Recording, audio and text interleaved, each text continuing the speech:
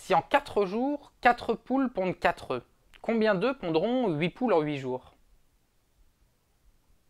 Bonjour à tous et bienvenue dans ce nouvel épisode de Micmat consacré aux poules, au code de la route et à l'énergie cinétique. Alors l'énigme que je viens de vous poser, elle n'est pas très difficile, mais elle est intéressante à décortiquer. D'ailleurs, si vous voulez prendre le temps d'y réfléchir un peu par vous-même, n'hésitez pas à mettre la vidéo sur pause quelques instants parce que maintenant je vais donner la solution. Alors il faut bien avouer que quand on entend ce genre d'énigme pour la toute première fois, on a quand même assez furieusement envie de répondre 8. Parce que 4-4-4 donc 8-8-8 quoi, ça paraît cohérent. Et pourtant quand on prend un petit peu plus de temps, on se rend compte que cette solution elle pose quelques problèmes. Par exemple, si on change un petit peu la question et qu'on se demande combien d'œufs pondrait 8 poules en 4 jours. Cette fois, on a simplement multiplié par 2 le nombre de poules, mais on a laissé le nombre de jours constant. Et quand on fait ça, c'est assez facile de se convaincre que 8 poules en 4 jours vont bien pondre 8 œufs. Puisqu'on a multiplié le nombre de poules par 2, le nombre d'œufs va être multiplié lui aussi par 2. Par exemple, on peut imaginer qu'avec les 8 poules, on fait 2 groupes de 4 poules. Le premier groupe va bien pondre 4 œufs en 4 jours, le deuxième groupe va bien pondre 4 œufs en 4 jours, et donc au total, ça fera bien 8 œufs pendant les 4 jours. Et donc, si maintenant qu'on a multiplié le nombre de poules par 2, on multiplie en plus le nombre de jours par 2, eh bien le nombre d'œufs pondus va être encore une fois multiplié et on obtient au total 16 œufs pondus par 8 poules en 8 jours. Ce qui est intéressant à remarquer dans ce genre d'énigme, c'est que le résultat cherché dépend de deux paramètres et est proportionnel à la fois à ces deux paramètres. En mathématiques, on appelle ça une forme bilinéaire. Et donc si les deux paramètres en question, à savoir ici le nombre de poules et le nombre de jours, sont tous les deux multipliés par le même nombre, eh bien la production totale d'œufs va elle être multipliée par ce nombre au carré. Si par exemple le nombre de poules est multiplié par 10 et le nombre de jours aussi multiplié par 10, le nombre d'œufs va être multiplié par 100. Ces formes bilinéaires, en réalité, on en rencontre un petit peu partout autour de nous et elles permettent de mieux comprendre certains phénomènes de notre vie de tous les jours. C'est le cas par exemple lorsque vous voyagez en voiture de ce que l'on appelle la distance de freinage. Lorsqu'on apprend à conduire et notamment qu'on passe le code de la route, il y a toujours en général à l'intérieur un petit topo sur les distances de freinage. Et dans ce texte, on nous apprend que la distance de freinage d'un véhicule est proportionnelle au carré de sa vitesse. Autrement dit, une voiture qui va 2 fois plus vite qu'une autre aura une distance de freinage 4 fois plus longue et une voiture qui va 3 fois plus vite aura une distance de freinage 9 fois plus longue et ainsi de suite.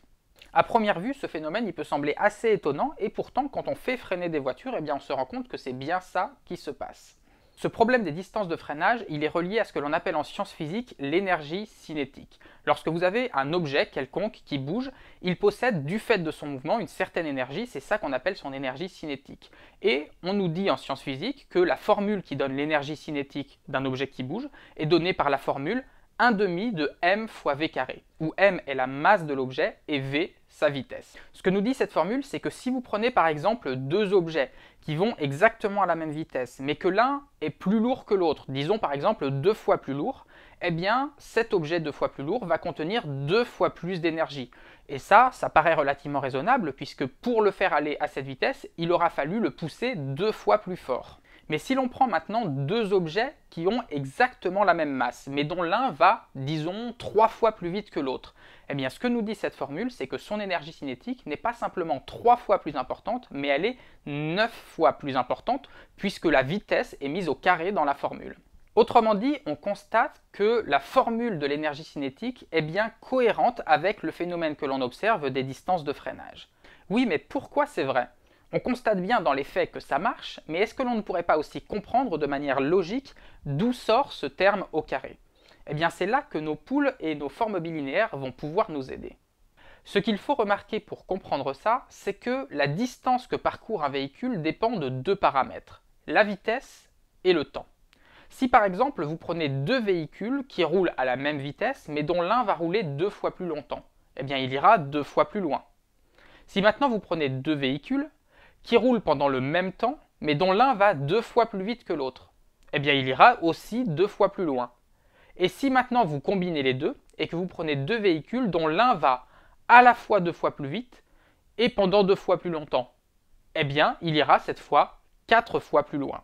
Et c'est exactement ce qui se passe avec les distances de freinage.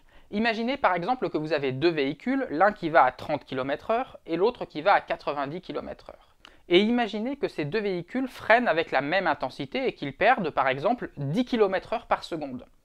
Dans ce cas-là, celui qui va à 30 km/h va freiner en 3 secondes et celui qui va à 90 km/h va freiner en 9 secondes. Autrement dit, celui qui va à 90 km/h va avoir une durée de freinage 3 fois plus longue, mais en plus, sur cette durée de freinage, il va en moyenne 3 fois plus vite. Alors sur leur durée de freinage, les deux véhicules ne vont pas à une vitesse constante, mais on peut considérer leur vitesse moyenne. Par exemple, celui qui est parti à 30 km/h, sur toute la durée de son freinage, il passe de 30 km/h à 0 km/h, donc sa vitesse moyenne a été de 15 km/h. Et pour le véhicule qui part à 90 km/h avant de s'arrêter, eh bien lui, il aura eu une vitesse moyenne sur l'ensemble de son freinage de 45 km/h, c'est-à-dire 90 divisé par 2. Autrement dit, la distance de freinage du premier véhicule est équivalente à celle d'un véhicule qui avance pendant 3 secondes à 15 km/h. Et la distance de freinage du second véhicule est équivalente à celle d'un véhicule qui avance pendant 9 secondes à 45 km/h. Par conséquent, à la fois le temps et la vitesse sont multipliés par 3, et donc la distance de freinage est multipliée par 9.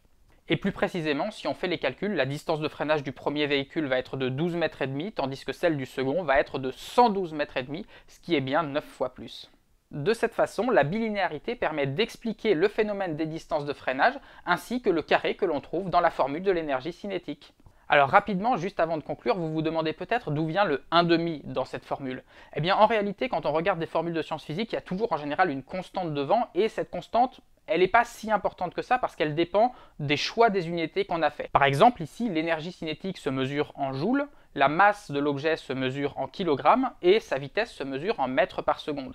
Mais si on avait choisi d'autres unités de mesure, eh bien la constante qui interviendrait dans cette formule serait différente. Ici, avec ces unités, on trouve la constante égale à 1,5 parce qu'en général, les physiciens choisissent exprès les unités de façon à obtenir dans leur formule des constantes qui ne sont pas trop compliquées. En réalité, quand on fait les calculs à partir de la définition de l'énergie, eh bien le 1,5, il vient précisément du fait que sur la distance de freinage, eh bien la vitesse moyenne est égale à la moitié de la vitesse de départ. C'est là que le 1,5 apparaît quand on fait les calculs.